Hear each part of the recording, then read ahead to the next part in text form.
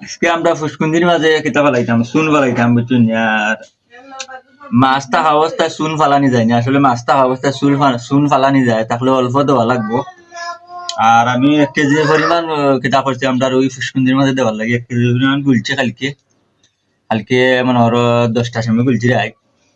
আর অনেকে চুন 1 সপ্তাহ গুলার পরে গিয়া ফুসকুন্দিত মারেন না, আপনারা 10 ঘন্টা 12 ঘন্টা পারে ভিজাই গিয়া ফালাইয়া গুলিয়া ফুসকুন্দিত ব্যবহার করতে পারবা।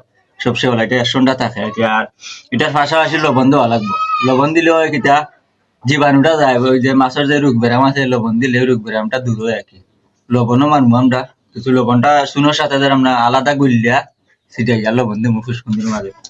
এটা খাইতে বলছি, বালাইলা ফুসকুন্দির মাঝে দিলে বালাইলা গুলিয়া মারবা সবচেয়ে ভালো। আমরা ফুসকুন্দি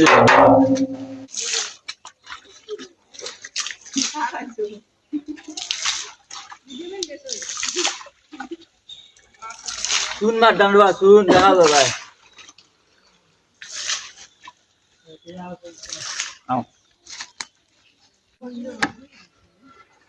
খড়ি